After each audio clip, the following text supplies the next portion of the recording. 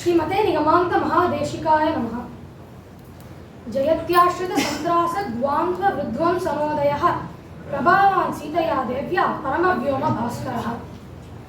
வால்மீகி மகரிஷி யுத்த காண்டத்தில் இருக்கக்கூடிய 128வது சர்க்கத்துல ராம பட்டாபிஷேகம்னு ரொம்ப அழகா எடுக்கிறார். இப்பேற்பட்ட ராம பட்டாபிஷேகத்தை அடியேன் சொல்லிக்கிறேன். இதிகாச சிரேஷ்டமான ராமாயணத்துல யுத்த காண்டத்துல விபீஷண சரணாகதி நடந்து ராவண வதமாயி ஹனுமன் ராமர் ஜெயிச்சுட்டாங்கிற விஷயத்தை சீதையிட்ட சொல்லி விபீஷண பட்டாபிஷேகம் நடந்து சீதை வந்து அக்னி பிரவேசம்னா ஆன பிறகு விபீஷணனுடைய ஆசைக்கு ஏற்ப ராம லக்ஷ்மண சீதை வானர சைன்யங்கள் விபீஷணன் இவா எல்லாருமே ஆகாச மார்க்கமா புஷ்பக விமானத்துல அயோத்தியாவுக்கு கிளம்புறா. இப்படி அயோத்தியாவுக்கு கிளம்புற சமயத்துல ராமர் ஒவ்வொரு இடமா சீதையிட்ட பின் பாயிண்ட் பண்றாரு. இதோ இதான் சேத்து, இதான் நல்ல சேத்து, இந்த சேத்துவா நீ தரிசனம் பண்ணிக்கோன்னு சொல்ற. அடுத்து இந்த இடத்துலதான் நானு கடலரசனை நோக்கி தவம் செய்தேன், அதனால இந்த இடத்தையும் தரிசனம் பண்ணிக்கோ. இதான் கிஷ்கிந்தை, இந்த கிஷ்கிந்தையில தான் எனக்கும் சுக்ரீவனுக்கும் சக்கியம் ஏற்பட்டது, இதையும் தரிசனம் பண்ணிக்கோ அப்படின்னு சொல்ற. இந்த புஷ்பக விமானத்திலேயே ஒரே ஒரு ஸ்திரீனா அது சீதை தான். அதனால சீதை சொல்றா, ஈக்குவாலிட்டின்னு ஒன்று இருக்கணும் இல்லையோ, அதனால இங்க கிஷ்கிந்தையில இருக்கக்கூடிய ஸ்திரீகளையும் நம்ம கூட்டிட்டு போயிடலாம் அப்படின்னு கிஷ்கிந்தையில இருக்கக்கூடிய ஸ்திரீகளையும் அழைச்சிட்டு போறா. புஷ்பக விமானத்தினுடைய ஒரு ஸ்பெஷாலிட்டி என்னன்னா, எத்தனைக்கு எத்தனை மக்கள் அந்த புஷ்பக விமானத்துக்குள்ள போறாளோ அதற்கேற்ற மாதிரி அது பெருசாண்டே போகும். அது போல இவா எல்லாரும் இந்த புஷ்பக விமானத்துல ஏறி அயோத்தியாவுக்கு போறா. அப்ப ராமர் பரத்வாஜ ஆசிரமத்துல தங்க வேண்டிய சூழ்நிலை ஏற்படுறது. அப்ப அவர் பரத்வாஜர்கிட்ட அயோத்தியாவோட நிலை பற்றி வினவர.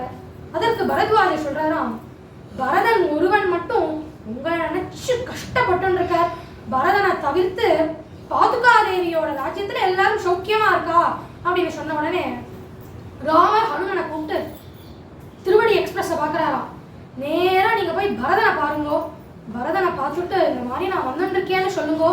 ஏன்னா பரதன் பாவுக்கன், 14 வருஷம் ஆன உடனே அடுத்த க்ஷணம் நாங்க இல்லைன்னா அவன் அக்னி பிரவேசம் செய்து விடுவான், அதனால உடனே போய் பரதன் நான் வந்துருக்கேங்கிற விஷயத்த சொல்லு ஹனுமான் அப்படின்னு சொல்றார். இத சொல்லிட்டு இந்த இடத்துல ராமர் ஹனுமனுக்கு ஒரு சூக்ஷ்மம் வைக்கிற. என்னன்னா, சொல்லிட்டு நீ பரதனோட ரியாக்ஷனை பாரு. ஒருவேளை பரதன் நான் வர செய்திய கேட்டு துக்கப்பட்டுட்டானா, அவனே ராஜ்யத்தை ஆளணும்னு நினைச்சுட்டானா நீ அப்படியே திரும்ப வந்துடு. ஒருவேளை சந்தோஷப்பட்டானா மேலும் நான் வந்துட்டு இருக்கேங்கிற செய்தி அவன்கிட்ட சொல்லு அப்படின்னு சொல்லி அனுப்புற. இந்த இடத்துல நமக்கு ஒரு சந்தேகம் வரும், ஏன் சுவாமி பரதன் எப்பேற்பட்டவர், அவரை போய் ராமர் சந்தேகிக்கலாமா அப்படின்னு பார்த்தோம்னா இதற்கு சுவாமி கோவிந்தராஜர் தன்னுடைய வியாக்கியானத்துல ரொம்ப அழகா எடுக்கிறார். முதல்ல ஒரு ராஜாட்ட இருந்து இன்னொரு ராஜாட்ட ராஜ்யத்தை கொடுக்கணும்னு இருந்ததுன்னா எந்த அரசன் ராஜ்யத்தை கொடுக்கறானோ அவன் பூரண மனசோட ஒத்துக்கணும், இந்த மாதிரி இந்த ராஜ்யம் எனக்கு பாரம், அதனால இந்த ராஜ்யத்தை நான் உங்கள்கிட்டயே சமர்ப்பிக்கிறேன்னு பூரண மனசோட ஒத்துக்கணும். இந்த ராமர் எப்படி பரதன் ஒத்துண்டானா இல்லையான்னு தெரிஞ்சுப்பார். அதனால பரதனை அந்த விதத்துல டெஸ்ட் பண்ணணுங்கிறதுக்காக அந்த மாதிரியான சூழ்நிலையில கூட ராஜ நியத்தியை பின்பற்றாராம் ராமர். இன்னொரு விதமா சொல்லுவா, இப்ப பரதனுக்கு முன்னாடி நேரா போய் ராமர் நின்னுட்டாருன்னா பரதன் அந்த மகிழ்ச்சி பெருக்கல மூச்சையாயி விழுந்து அவனுடைய பிராணனே போயிடும். அதனால அந்த மகிழ்ச்சியை இன்ஸ்டால்மெண்ட் முறையில தர. முதல்ல ஹனுமானை விட்டு நான் வரேன்னு சொல்றேன், அப்ப பரதனுக்கு 50% மகிழ்ச்சி கிடைக்கிறது. அப்புறமா ராமரே போனாங்கன்னா மீதம் உள்ள 50% மகிழ்ச்சி கிடைச்சிடும் இல்லையா, அதனால அப்படி அனுப்புற. இன்னொரு காரணம் சொல்லுவா, ராமருக்கே உள் மனதிற்குள்ள ஒரு ஆசையாம், நம்ம குழந்தை பரதன் ஆண்டு அந்த ராஜ்யத்துல நம்ம இருக்க வேண்டாமோன்னு ராமருக்கு ஆசையாம். அந்த ஆசையை வெளிப்படுத்துற விதமா இது ரொம்ப அழகா அமைஞ்சிருக்குன்னு ரொம்ப அழகா சொல்லுவா. இப்படி ஹனுமனை அனுப்புற. ஹனுமன் நேரா ஸ்ருங்கிவேரபுரத்துல இருக்கக்கூடிய குகனை தரிசனம் பண்ணிட்டு பரதன்ட்ட ராமர் வர அப்படின்னு மிருத சஞ்சீவனம்னு நம்ம பார்த்தோம் இல்லையா, அது போல ராம நாமத்தையே பாடுறார். இப்படி ராமர் வந்துட்டு இருக்காராங்கிற செய்தியை கேட்ட பரதன் மகிழ்ச்சி பெருக்கிற மூச்சையாய் கீழே வந்துடுறான். அதற்கு பிறகு மூச்சையெல்லாம் தெரிந்த பிறகு ராமர் வந்துட்டு இருக்கிற செய்தியை சொன்ன உடனே ஹனுமன் சொல்லக்கூடிய ராம நாம பிரபாவத்தை கேட்டு பரதனினுடைய ரோம கூப்பங்கள் எழுந்து நிற்கிறது. பரதனோட பக்தியை பார்த்த ஹனுமனுக்கு ரோம கூப்பங்கள் எழுந்து நிற்கிறது. இது எப்படின்னா, இவா 2 பேரோட ரோம கூப்பங்களும் ஆணி போல நெயில்ஸ் போல ஆக்ட் ஆகி இவா 2 பேரையும் ஒன்றோடு ஒன்று இணைச்செடுக்காம இவாளால பிரியவே முடியல. அப்பதான் ஹனுமனுக்கு ஒண்ணு புரியதான், ராமர் பரதனை டெஸ்ட் பண்றதுக்காக அனுப்பல, என்ன டெஸ்ட் பண்றதுக்காக அனுப்பிச்சிருக்க. எனக்கு தெரிஞ்ச அண்ணா தம்பி எல்லாம் சுக்ரீவன் வாலிய போன்ற அண்ணா தம்பி. அதனால ராமர் பரதனை போன்ற அண்ணா தம்பி இருக்காங்கிற விஷயத்த எனக்கு உணர்த்துறதுக்காக அனுப்பிச்சிருப்பாருன்னு அதுல இருந்து கூட ஹனுமான் ஒரு லெசனை தெரிஞ்சுக்கிறார். இப்படி ராமர் வரப்போறாங்கிற செய்தி உண்மையானால் பிரயாகத்துல இருந்து அயோத்தியா வரக்கூடிய அந்த வழிய மண்ணால் சமம் செய்து நன்னீர் தெளிச்சு கோலம் போட்டு புஷ்பமான எல்லா இடங்களையும் டெக்கரேட் பண்ணணும்னு பரதன் ஆணையிட்டுறார். அது மட்டும் செய்தா போதாது, நம்ம எல்லாரும் ராமரை எதிர்கொண்டு வரவேற்கணும்னு சொல்லிட்டு தாய்மார்கள்லாம் பல்லக்குல கிளம்புறா, அதே போல மந்திரிகள் யானையில கிளம்புறா, ராஜகுமாரர்கள் ரதத்துல கிளம்புறா. எல்லாரும் அயோத்தியால இருந்து நந்தி கிராமத்துல ராமருக்காக திரண்டு நிக்கிறா. எல்லா ஜனங்களும் நம்ம ராமன் வரப்போறாராங்கிற மகிழ்ச்சி பெருக்க எல்லாரும் இருக்கா. இது அவளுடைய பக்தி எப்பேற்பட்டதுங்கிறது உணர்த்துறது. ஹனுமனும் சும்மா இல்ல, ரன்னிங் கமெண்ட்ரி கொடுத்துட்டு இருக்கார். இதோ ராம இப்ப பரத்வாஜ் ஆசிரமத்துல இருந்து கிளம்பிட்டார், இப்ப இங்க வந்துட்டார், இன்னும் கொஞ்ச நேரத்துல வந்துடுவார் நந்தி கிராமத்துக்குன்னு ரன்னிங் கமெண்ட்ரி கொடுத்துட்டு இருக்கார். அப்ப அந்த மக்களினுடைய கோஷ்டியில இருந்து ஒருத்தர் சொல்றார், இதோ ராம வரக்கூடிய புஷ்பக விமானம் தெரியாதுன்னு சொன்ன உடனே எல்லாரும் கோஷம் போடலாம். இது எப்படி இருக்குன்னா, எப்படி கண்ணனினுடைய அந்த சங்கமநாதமானது விண்ணை பொழந்து கொண்டு போகுமோ இது போல இந்த மக்கள் போடக்கூடிய கோஷமானது அப்படி இருக்கு. பரதன் புஷ்பக விமானம் வரக்கூடிய திசையை நோக்கியே சாஷ்டாங்கமா நமஸ்காரம் பண்ற. ராமர் வந்த உடனே ராமர் கால சாஷ்டாங்கமா நமஸ்காரம் பண்ற.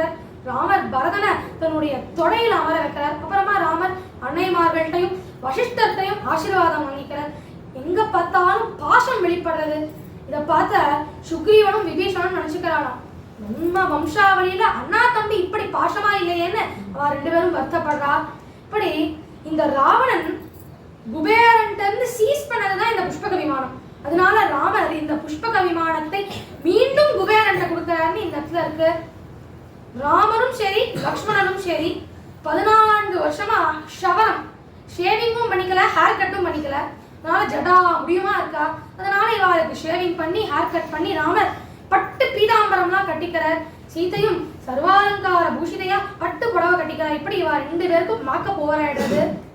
இப்படி இதெல்லாம் ஆன பிறகு ராமர் நந்தி கிராமத்திலே அமர்ந்துடுறார். இதை பார்த்த பரதனுக்கு பார்க்கிறாராம், ராமருக்கு உள்மனதிற்குள்ள என்ன எண்ணம்னா, இப்ப வரைக்குமே அயோத்தியாவுக்கு அரசன் பரதன் தான். அரசனுடைய அனுமதி இல்லாம நம்மளால அவனுடைய கேபிட்டல் சிட்டிக்குள்ள பிரவேசிக்க முடியாது அப்படின்னு சொல்லிட்டு இவர் நந்தி கிராமத்திலே உட்கார்ந்துடுறார். ராமரினுடைய எண்ணத்தை புரிஞ்சு கொண்ட பரதன் ராமர்கிட்ட போய், அடியேன் யாரு உங்களை அனுமதிக்கிறதுக்கு? சூரியனும் சந்திரனும் என்று வரை இருக்கோ அன்று வரை ராம ராஜ்யத்துக்காக நாங்க அனைவரும் காத்து கொண்டிருப்போம். அதனால தாயை மகிழ்விக்க காட்டிற்கு போனேன், எங்க எல்லாரையும் மகிழ்விக்கிறதுக்காக நாட்டிற்கு வந்து ராஜ்யாபிஷேகம் கண்டுவரணும்னு பிரார்த்திக்கிறார். எப்படி பரதன் பிரார்த்திச்சாரோ அதே போலத்தானே இப்ப நம்ம எல்லாரும் அயோத்தியால ராமராஜ்யத்துக்கு காத்துட்டு இருக்கோம். இப்படி ராமர் சுமந்திரர் கொண்டு வந்த ரதத்துல தம்பதியா இருக்கிறார். அப்ப அந்த ரதத்திற்கு பரதனே சாரத்தியம் பண்றார். ஒரு பக்கம் லக்ஷ்மணன் கவரி வீசரர், இன்னொரு பக்கம் விபீஷணன் கவரி வீசரர். முன்னாடி சத்ருங்கங்கிற யானையில ராமர் சுக்ரீவனை அமர வைக்கிறார். பின்னாடி வானர ராட்சச அயோத்தியா சேர்ந்த எல்லா மக்களும் கோஷம் ராம கோஷம் செய்யறா. தேவர்கள்லாம் புஷ்பமாரி பொழியறா. இப்படி இந்த வானரங்கள் எல்லாருமே இந்த அயோத்தியாவுக்குள்ள மனித ரூபத்திலேயே காட்சியளிக்கிறாராம். ராமர் சுக்ரீவன் தங்கணுங்கிறதுக்காக தன்னுடைய மாளிகையே கொடுக்கிறார். இந்த நேரத்துல வசிஷ்டர் சுபஷ்ய சீக்கிரம்னு நாளையே சித்திரை பூசத்தன்றே பட்டாபிஷேகத்தை வைத்துக் கொள்ளலாம் அப்படின்னு சொன்ன உடனே எல்லாரும் அவாத்து ஃபங்க்ஷனா ஏத்துண்டு ஒவ்வொரு ஜனமும் ராம பட்டாபிஷேகத்துக்கு காரியத்தெல்லாம் செய்யறா. பட்டாபிஷேகத்துக்கான காரியங்கள்லாம் தடபுடலா ரெடியாகுது. அதே போலத்தான் இப்ப அயோத்தியால பிராண பிரதிஷ்டைக்கான காரியங்கள்லாம் தடபுடலா ரெடியாயிட்டு இருக்கு. இப்படி ராம ராஜ்யத்துக்கான பட்டாபிஷேகத்துக்கான நேரம் நெருங்கித்து. அந்த நேரத்துல வசிஷ்டர் சொல்றார், எல்லா ஏற்பாடும் ஆயிடுத்து, ஆனா 4 திசை தீர்த்தம்னு 4 திசைகள்ல இருக்கக்கூடிய புண்ணிய நதிகளினுடைய தீர்த்தம்லாம் வேணும், அது இன்னும் வரலையே அப்படின்னு சொன்ன போது சுக்ரீவன் சொல்றான், நம்ம வானரால் எல்லாம் என்னன்னு நினைச்சே, அவெல்லாம் சொடக்கு போடுற நேரத்துல 100 மைல் 150 மைல்ல தாவி குதிச்சு புண்ணிய நதியில இருக்கக்கூடிய தீர்த்தத்தை எல்லாம் கொண்டு வந்துடுவா அப்படின்னு சொல்லி முடிக்கிறதுக்குள்ள நதியில இருக்கக்கூடிய தீர்த்தம்லாம் வந்துருக்கான். இதெல்லாம் பார்த்து எல்லாருக்கும் ஆச்சரியமா இருக்கு. பேர்பட்ட ராம பட்டாபிஷேகத்துல எங்க பார்த்தாலும் பக்தி வெளிப்படுறது.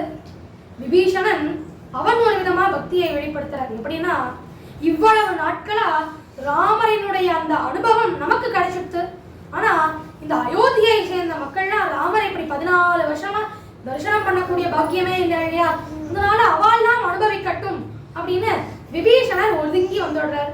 இன்னொரு பக்கம் சுக்ரீவனும் வேற விதமா பக்தியை தெரிவிக்கிறார். எப்படின்னா, ராமர் இப்பதான் காட்டுல இருந்து வந்திருக்கார், அவருக்கு செழிப்பா இருக்காதோ, இந்த மக்கள்லாம் போய் போய் டிஸ்டர்ப் பண்றா, ராமருக்கு கஷ்டமா இருக்காதோன்னு சொல்லிட்டு சுக்ரீவன் ஒதுங்கி போங்கன்னு அவரும் ஒரு விதமா பக்தியை வெளிப்படுத்துறார். லக்ஷ்மணன் எப்படின்னா, பஞ்சவட்டி போன்ற இடங்கள்லாம் அவர் சேகரிச்சு வைக்கிறாராம் திரவியங்கள். அதெல்லாம் ஏன் சேகரிச்சு வைக்கிறாருன்னு பார்த்தோம்னா, பிற்காலத்துல இதையெல்லாம் பார்க்கும்போது ராமரோட நம்ம எப்படி நேரத்தை செலவிட்டோங்கிறதெல்லாம் லக்ஷ்மணனுக்கு ஞாபகம் வருமா, அதெல்லாம் அவர் சேகரிச்சு வச்சிருக்கார். இப்படி எங்க பார்த்தாலும் பக்தி வெளிப்படுறது. ராம பட்டாபிஷேகம் நடங்கிறது. அரியணை அனுமன் தாங்க அங்கதன் உழைவாள் ஏந்த பரதன் வெண்குடை கவிர்க்க இருவரும் கவரி பற்ற விரை செறி குழலி ஓங்க வெண்ணையோ சடையும் தங்கள் மரபுடோர் குடுக்க வாங்கி வசிஷ்டனே புடைந்தான் மொழின்னு ரொம்ப அழகா இருக்கு. இப்படி சீதையோடு கூடியவனாக கற்பகம் விருட்சத்தின் அடியிலே பொன்மயமான அந்த மண்டபத்துல ரத்னங்கள் பதிச்ச அந்த சிம்ஹாசனத்துல வீராசனத்தோடு, அதாவது ஒரு காலம் மடக்கிண்டு இன்னொரு காலம் நீட்டிண்டு எல்லாரும் புடைசூழ வசிஷ்டர் ராம பட்டாபிஷேகத்தை நடத்தி வைக்கிறார். ராம பட்டாபிஷேகம் குணசாம்ராஜ்ய பட்டாபிஷேகமா அமையிறது. இந்த வானராள்னா எடுத்துட்டு வந்த புண்ணிய நதியில இருக்கக்கூடிய தீர்த்தத்தெல்லாம் ராம பட்டாபிஷேகத்துல ராமருக்கு அபிஷேகமா விடுறா. எப்படி தேவர்கள் நாம் சேர்ந்து தேவேந்திரனுக்கு பட்டாபிஷேகம் செய்து வைத்தாலோ, அதே போல அஷ்ட ரிஷிகள் சேர்ந்து ராமருக்கு ராஜ்யாபிஷேகம் செஞ்சு வைக்கிறா. அது சரி சுவாமி, அது ஏன் ராமர் சீதையோடு கூடியவனாக சீதையோடு உட்காரணும் அப்படின்னு பார்த்தோம்னா, இதற்கு பின்னாடி ஒரு காரணம் இருக்கு. சீதையே ராமரினுடைய பெருமைக்கும் சரி எளிமைக்கும் சரி காரணம். ராமரினுடைய சௌஷீல்யம் லாவண்யம் போன்ற குணங்கள் எல்லாம் எடுத்து உரைப்பவள் சீதை தான். அதனால ராமர் சீதையோடு இருக்காராம். இந்த பொதுவாகவே இந்த ராம பட்டாபிஷேக பிக்சர்ஸ்லாம் நம்ம பார்த்தோம்னா, ராமருக்கு சீதை இடப்பக்கத்துல இருப்பா. பொதுவாகவே மனைவி கணவனுக்கு வலப்பக்கத்துல தான் இருக்கணும்னு சாஸ்திரம் சொல்றது. ஆனா இந்த பட்டாபிஷேகம் போன்ற நிகழ்வுகள்ல மனைவி கணவனுக்கு இடப்பக்கத்துல இருக்கணும்னு சொல்லப்பட்டிருக்கு. அதனால சீதை ராமருக்கு இடப்பக்கத்துல இருக்காளாம். இப்பேற்பட்ட ராம பட்டாபிஷேகம் நடக்கிறது. இதையே வால்மீகி மகரிஷியும் அப்யசிஞ்சன்ன ரவ்யாக்ரம் பிரசன்னேன சுகந்தினா சலிலேன சஹஸ்ராட்சம் வசவோ வாசவம் யதா அப்படின்னு ரொம்ப அழகா எடுக்கிறார். இப்ப ராமர் இந்த பட்டாபிஷேக நிகழ்வுக்கு யாரெல்லாம் வந்தாலோ அவளுக்கெல்லாம் அவர் கிஃப்ட் கொடுக்கிறார், சம்பாதனை செய்யறார். முதல்ல சுக்ரீவனுக்கு என்ன கிஃப்ட் கொடுக்கிறாருன்னா தங்க ஹாரத்தையே பரிசா கொடுக்கிறார். அடுத்து அங்கதன், வாலி பிள்ளை அங்கதம்னு சொன்னாலே தோல் வளைன்னு சொல்லுவா, அவனுக்கு தங்க தோல் வளைய பரிசா கொடுக்கிறார். அடுத்து தேவேந்திரன் ராம பட்டாபிஷேகத்தப்ப முத்து மாலையை கொடுக்கிறார். அந்த முத்து மாலையை ராம சீதையில கொடுத்து, எவன் ஒருவன் வீரியத்திலையும் சௌரியத்திலையும் பராக்கிரமத்திலையும் புத்தி கூர்மையிலையும் எவன் ஒருவன் சிறந்தவனோ அவன்கிட்ட நீ இந்த முத்து மாலையை கொடுன்னு சொன்ன போது சீதை ஹனுமன்ட்ட இந்த முத்து மாலையை கொடுக்கிறான். சீதைக்கு எப்போதுமே ஹனுமன் மேல ஒரு ஈர்ப்பு இருக்கு.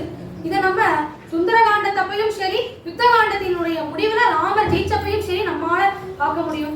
அதனால இந்த முத்து மாலையை சீதை ஹனுமன்ட்ட கொடுக்கிறா. அடுத்து தன்னுடைய குல தெய்வமான ரங்கநாதனையே விபீஷணனுக்காக பரிசா கொடுக்கிற. அந்த ரங்கநாதனை தான் இப்ப நம்ம உபயகாவேரி மத்தியத்துல நம்மால சேவிக்க முடியாது. அப்ப பரதனுக்கு இவர் இளவரச பட்டமும் சூட்டுறார்.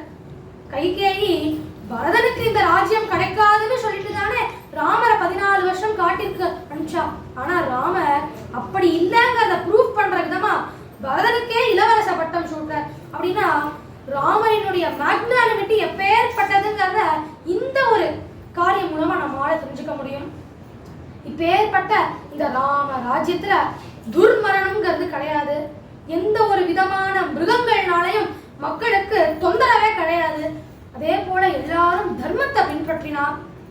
இந்த கோவிட்-19 இன்ஃப்ளூயன்சா போன்ற வியாதிகள்னால மக்களுக்கு பிரச்சனை கிடையாது. எல்லாரும் ராம நாமத்தை பாடுறார். ராமோ ராமோ ராம இதி பிரஜாநாம பவன் கதாஹ ராமபூதம் ஜகதபூத் ராமே ராஜ்யம் பிரசாசதி. மாதம் மும்மாரி பெய்ததுன்னு சொன்னான் இல்லையா, அது போல ராம ராஜ்யத்திலையும் மாதம் மும்மாரி பெய்தது. பயிர்கள்னா செழிப்பா விளைந்தது. யாருமே பொறாம பேராசையே இல்லாம சௌக்கியமா இருந்தா. இப்பேற்பட்ட ராம ராஜ்யம் 11,000 வருஷம் நீடித்தது. இதையே சுவாமி வேதாந்த தேசிகன் தன்னுடைய ரகுவீர கத்தியத்துல அபிகத சதமக ஹுதவஹ பித்ருபதி நிர்ருதி வருண பவன தனத கிரிஷ முக சூரபதி நுதி முதித அமிதமதி விதி விதித கதித நிஜ விபவ ஜலதி புருஷதலக விகதவய விபுத பரிபృట விபோதித நீலசயன சாரித வானர பிரதனௌக ஸ்வசமய விகடித சுகடித சஹృదய சஹதர்ம சாரிணீக விபீஷண வசம்பதீக்ருத லங்கைஸ்வர்ய निष्पन्न कृत्य कपुष्पित रिपुपक्ष पुष्पकर वशगति घोषपति कृत गगनार्णव प्रतिज्ञार्णवतरण कृतक्षण भरत मनोरथ सिंहासनाधिरूढ़ स्वामिन् राघव सिंह. இப்பேற்பட்ட ராம ராஜ்யத்தை தரிசனம் பண்றதுக்கான பாக்கியம் நமக்கு கிடைக்கல. ஒருவேளை தரிசனம் பண்ணிருந்தோம்னா இந்த ஜென்மாவே வந்திருக்காது. ஆனா இப்பேற்பட்ட ராம பட்டாபிஷேகம் வரக்கூடிய 22ஆம் தேதி தரிசனம் பண்றதுக்கான அந்த பிராண பிரதிஷ்டைய தரிசனம் பண்றதுக்கான பாக்கியத்தை பகவான் நமக்கு கொடுக்கணும்னு பிரார்த்தனை பண்ணிக்கிறேன். ஸ்ரீமதே நிகமாந்த மகாவிஷ்ணு.